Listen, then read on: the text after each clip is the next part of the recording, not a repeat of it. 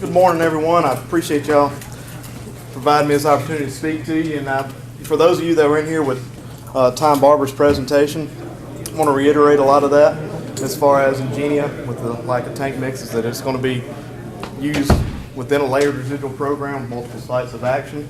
My name is Andrew Adams. I'm with BASF Corporation.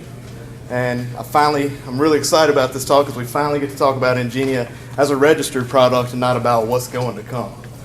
So with that, we're going to talk about Engenia Herbicide, introduce the product. Then we're going to talk about how to use it in a weed management system, application for success, and then we'll summarize everything. So moving on with Engenia, it's the most flexible and advanced dicamba for dicamba tolerant crops. BASF has been the leader of innovation with dicamba. We discovered the compound in 1958, and in 1964 we introduced the DMA dicamba, or Banvel, as many of y'all are familiar with. From Banvel, we created the potassium dicamba, which combined with atrazine with Marksman, and in 1992 we created the DGA dicamba, or Clarity Herbicide, which all of y'all are very familiar with. And from that innovation, we reduced volatility by 70%. Well, with the introduction of dicamba-tolerant crops, we knew that we were going to have a more advanced formulation, a more advanced salt. So we created Engenia Herbicide, which is the BATMA salt. And again, we reduced volatility from Clarity an additional 70%. Now, you see 70 and 70, you see Monsanto says they've reduced theirs greater than 90. Well, we have too. And that's over a series.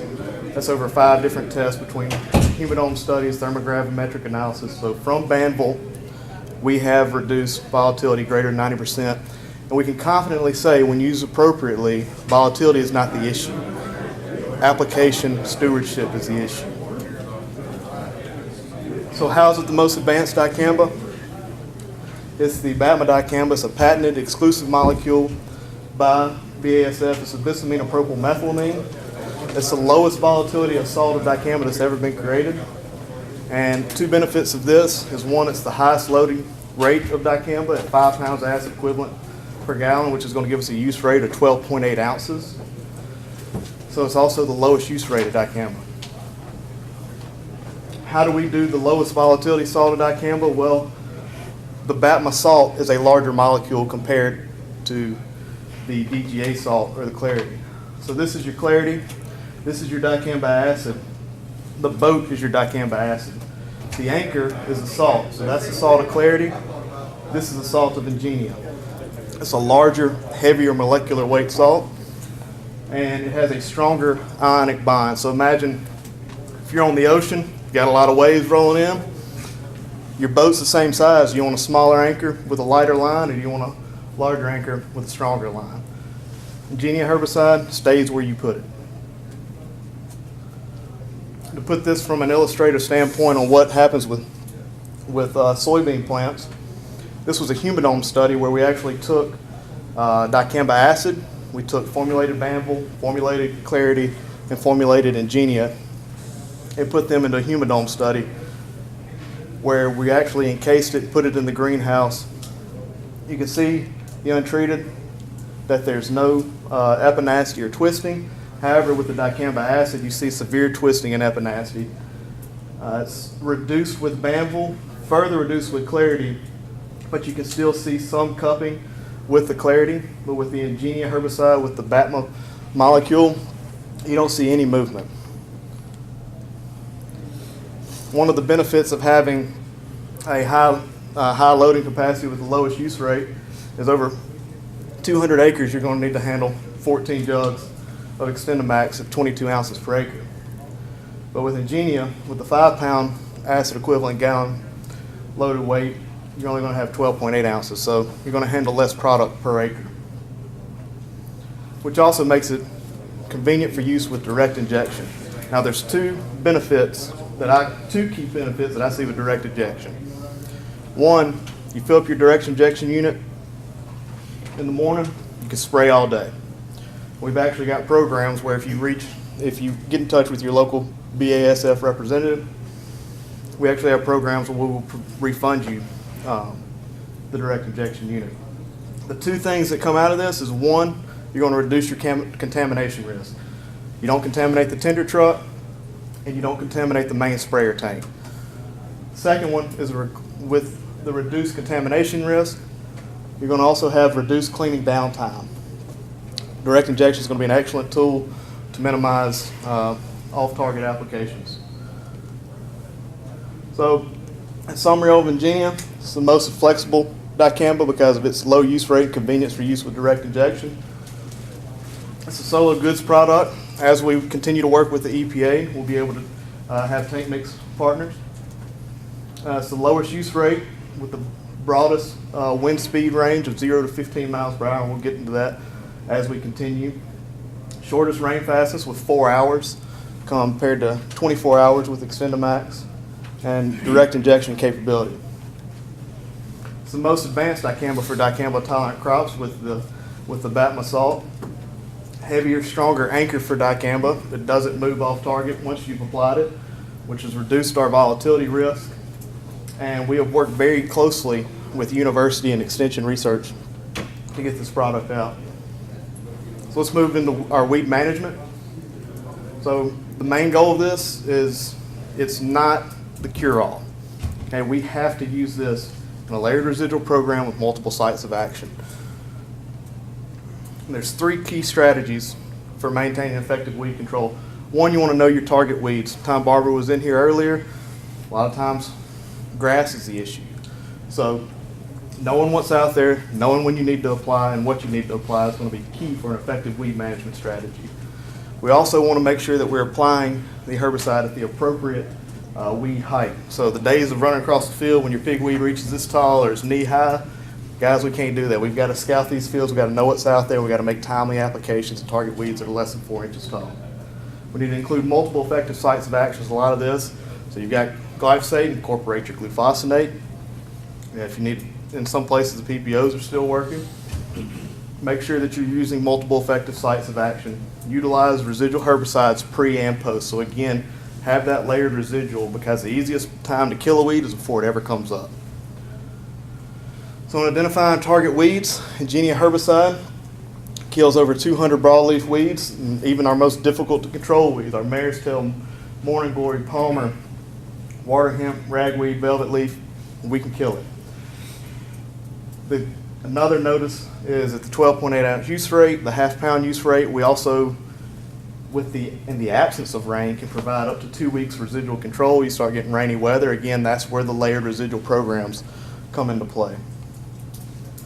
You need to include multiple effective sites of action. With our GrowSmart portfolio, we have 7 effective sites of action in soybeans and 4 effective sites of action with our cotton portfolio. This is one of the biggest, is to utilize residual herbicides. We all know how fast palmer can grow. Illustrated on the right here, this is untreated soil in pots. 8 days after emergence, our palmer amaranth is already at 4 inches.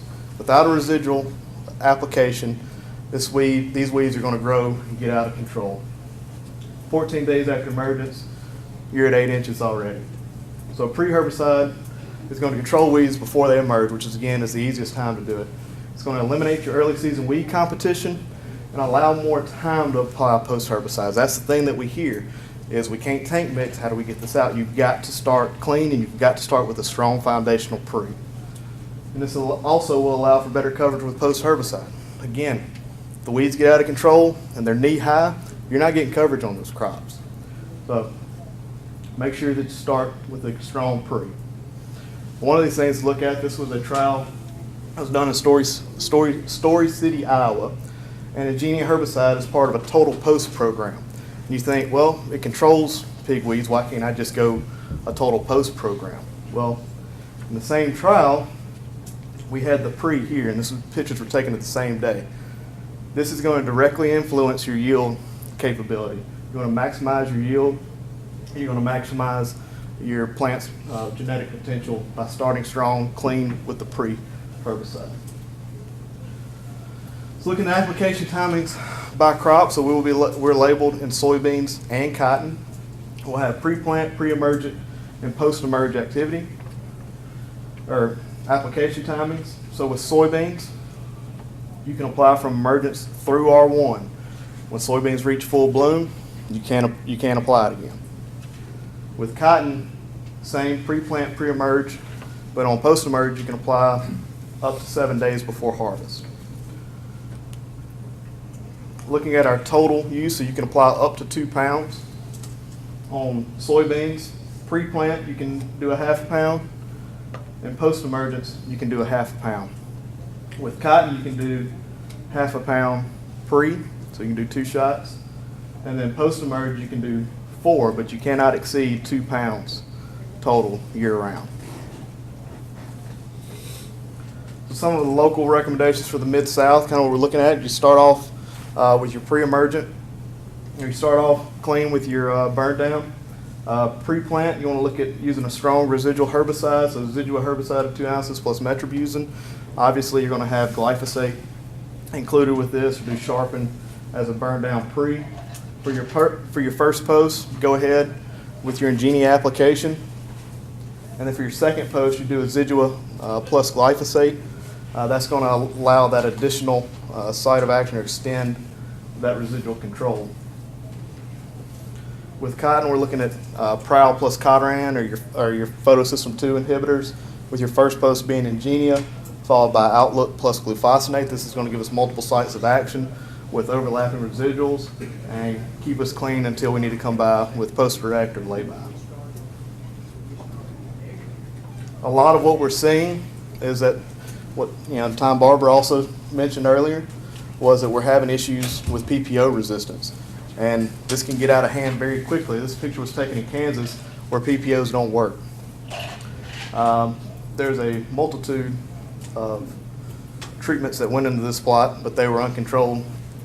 Overall, I cannot read what was actually sprayed in that plot, but it was 2,4-D, I think Cobra and Prefix. Well, an Engenia herbicide is going to be able to provide that additional site of action to provide that control for you in that layered residual program. Same thing with cotton, where we're not able to incorporate dicamba, we're not able to control these pigweed escapes. Once it comes up, we cannot control them. However, with the additional site of action, we can confidently provide reliable weed control with a different site of action. Now let's talk about our application parameters. This is going to be the big one. This is going to vary state by state. This is what I'm about to talk about is on the main label, but different states will have different restrictions, different applications guidelines. So we're going to talk about our sprayer setup and operation requirements. We want to talk about our definition of sensitive and non-sensitive areas, our wind and buffer zone requirements, which again is going to vary state by state. Check with your local BASF representative, and they will be able to keep you apprised of all of the changes and extra additions. Additive and adjuvant requirements, and then we'll have a brief summary. So we've got one nozzle, the TTI 11004. Seems like you're limited, but this provides the most consistent spectrum of droplet sizes to ensure that you have an on-target application. Your boom height is very critical because even with the right nozzle, if you lift that boom up too high, you can create drift problems in itself. So we want to keep the boom height low. We don't want it way up here going across the field at 25 miles an hour. We want to keep it way down here where it's not going to blow and move off target. Ground speed, keep less than 15 miles per hour. This is as critical as your boom height. And your maximum or your minimum 10 GPA requirements. In wind speed direction, we go 0 to 15. What's critical here is at 0 to 3, we need to ensure that there's no inversion. So an inversion, I know many of you know, but for those of you who don't, one good way of seeing if there's an inversion, you're going down a gravel road. If you look in your rearview mirror, you see another truck going down a gravel road, and you see the dust just kind of hanging out and slowly moving across the field. We do not want to apply any dicamba products or for that matter, any other product when the temperature inversions are occurring.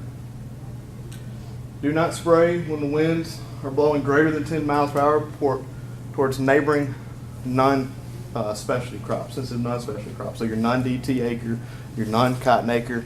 Guys, we had a lot of issues this year with off-target applications. We've got to follow these guidelines to ensure that we keep this spray on target. And One thing that's critical, I know it's not that big in the Mid-South, but there are some specialty crops around. We need to make sure that we're not spraying at all when your wind's blowing towards those specialty crops. So the definition of the non-sensitive areas, these areas, they don't need a buffer if they exist downwind. So agricultural fields have been prepared for planting but have not been planted yet. Fields planted to dicamba-tolerant soybeans and cotton. Obviously, we're not going to have any issues if we drift over on them. Fields planted to, I know we don't have any asparagus, but corn, side farms, grass grown for seed, sorghum, some non-sensitive crops.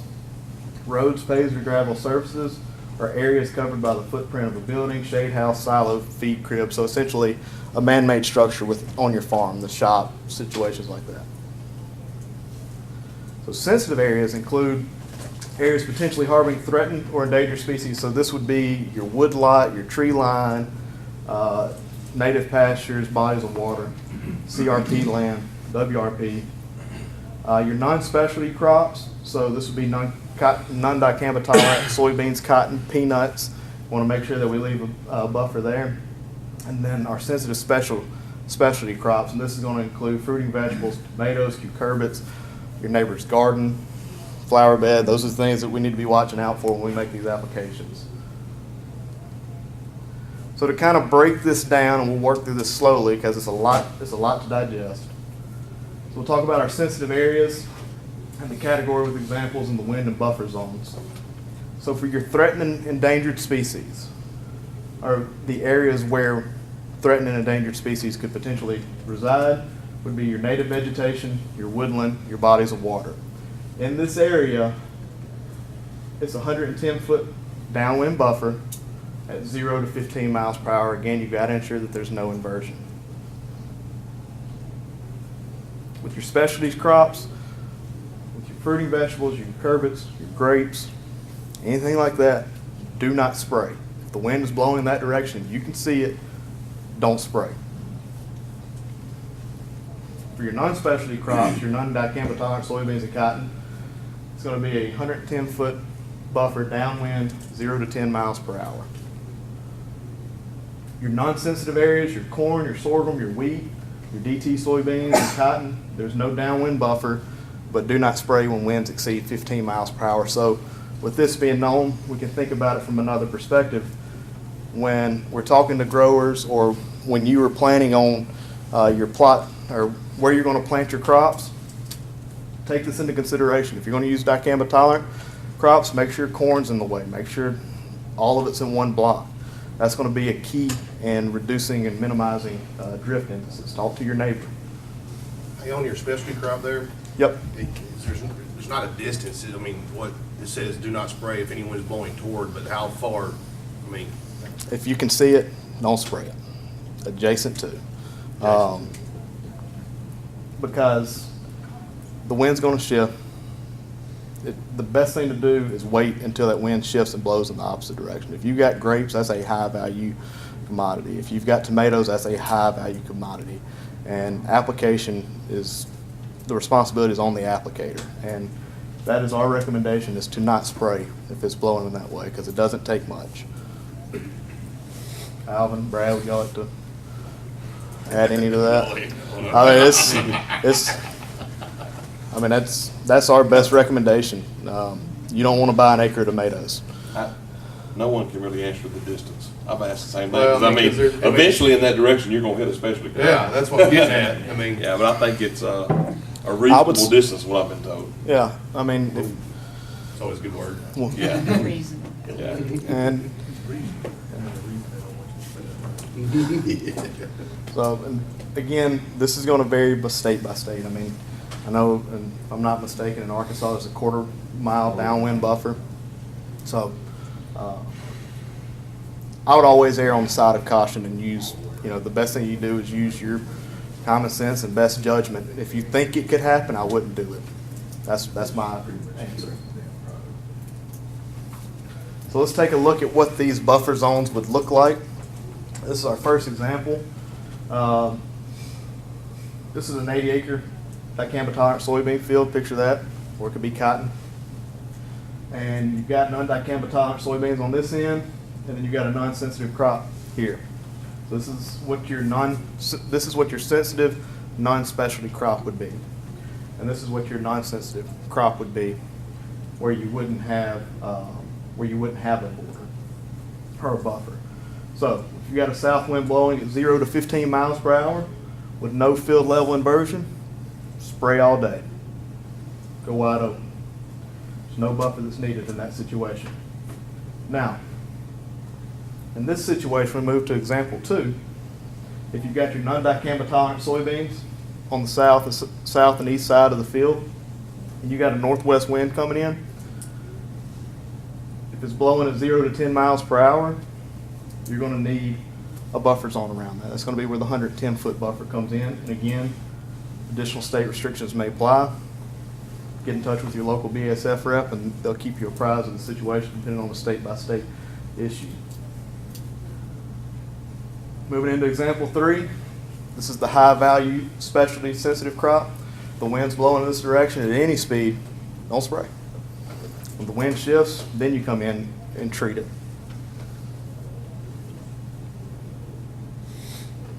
A little on tank mix. Right now, there are currently no approved tank mix partners with Engenia.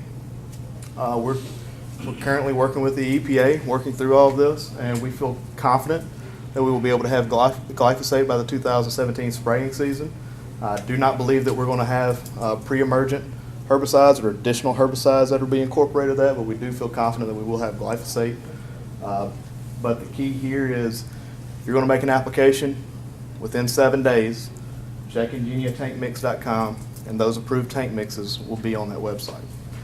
Now, 2 things that we know that won't be on that website will be no ammonium salts, UAN, AMS, or no acidifying water conditioners. When that happens, when you incorporate those into the spray solution, it can further acidify the spray solution and interfere with the ionic bond between the salt and the dicamba acid. So kind of summarizing our application success, the how, the sprayer setup, the TTI 11004, check with your local BASF rep. They will supply you with these nozzles. They'll buy them for you, give them to you, they'll put them in for you. The sprayer volume, 10 gallons per acre or greater. Travel speed, keep it 15 miles per hour or less. Key things here is travel speed, boom height. We got to keep the boom low, guys. We can't go across the field with a wide open. That creates a lot of issues. Tank mixtures within 7 days. Go to EngeniaTankMix.com. Make sure it's an approved. Can you see? I keep walking over. Make sure that you go to EngeniaTankMix.com to check for tank mix partners. With those 4 tips, if you get over 15 mile an hour, your pressure's going to be so high, it's going to cause you issues anyway. Yep. I mean, with these big rigs, we usually run 6s and 8s Right. to get the big drops. Right. Probably Really when they don't were at restrict 04. us. That's probably indirectly keeps your Yes. speed down. Yeah, it's going to keep the speed down. And that's So if they that goes speed up into it. those, you can have a lot of fines. Yep. Because of the pressure. Right. And we've got to be good stewards of this. We've got to follow the label on this. We've got 2 years to get it right. And really that means we have no years to get it right. We got to get it right this year. Yeah. So when you're making these applications, again, the responsibility of the applicator is key to successful on-target applications. Know what your buffer is, know what your wind speeds are, know what's around you, scout your fields. That's going to be critical. You've got winds greater than 15 miles per hour, don't spray. If it's blowing the specialty crop, don't spray. If you have any questions at all, reach out to your local BASF rep. They will be glad to assist you in clarifying all of this. Avoiding spray drift is manageable, but we've got to be good stewards of the product and the technology. So in summary, I know there's a lot of things going on and you just digested a lot of information. But in all seriousness, this is an exciting time. We've got the most advanced formulation, we've got the most advanced spray application technology with our TTIs and our direct injections. You can fill this up and spray all day, and the only thing that gets contaminated is that tank and your boom line.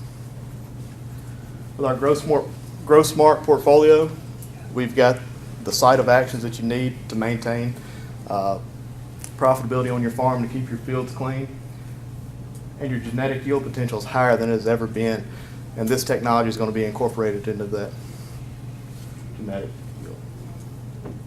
So in closing, we've got the most advanced weed control system combined with the most flexible and advanced dicamba for dicamba tolerant crops, with the most advanced application technology, with the nozzles provided and the direct injection units provided. We've got the most advanced application technology, and with 50 years of experience, we've got the people that can help you be successful in this journey.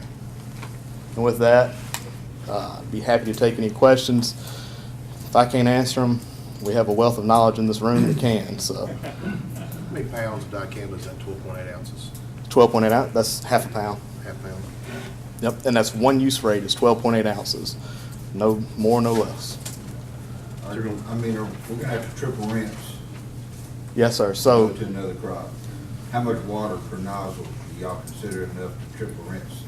I mean, obviously a 60-foot boom is different than 120. right, I mean, is there a guideline for that? Nobody I've asked so far has been able to answer that question. how many gallons of water I need to put through that nozzle to call it triple rinse? So, with that one, I'm going, so our recommendation on triple rinsing is also to use a detergent-based commercial cleaner, Yeah. which your local retailer will have, unless you are you the retailer? Yeah.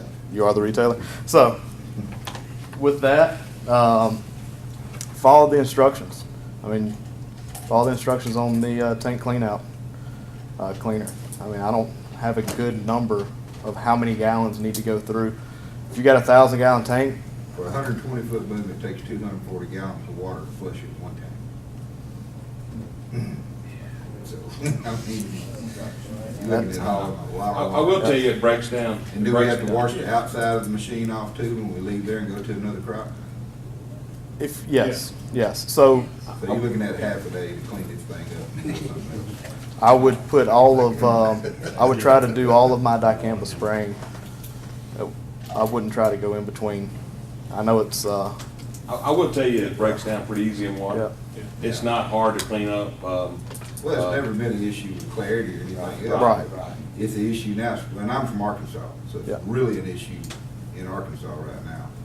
I will tell you this though, this product has not been sprayed in Arkansas. All the problems in Arkansas has come Oh, I know. from Bamble and Clarity. Absolutely. So, it is gonna take some cleanup. We did a test in Memphis and looking at one flushing versus two flushings, going back and spraying the crop. And really, we cleaned it up pretty good with our tank flushings, but we didn't clean the equipment. We had a stripe down every plot where the tractor went through. But until this conversation started, when we used to spray dicamba, we cleaned it up like we did anything else. The only thing that had special cleanup rules was 2,4-D. If you put an ID, and especially if you moved to cotton, you made sure you did everything, cleaned it up. But, I've never had issues cleaning it. I just wonder if this formulation is harder to clean out than. it's not. No. than Clarity. No, No. no, no, It'll no. be easier. It's not. It's easier, but you still gotta use the common Yes. sense, follow Yeah. those procedures. Yeah, no, it's definitely not harder. And dicamba is very soluble in water. The thing that we recommend the tank clean out of the detergent-based cleaner is because it's not the dicamba, it's not the lines, it's the gunk, it's the surfactants, it's the dirt, it's everything else that it can adhere to.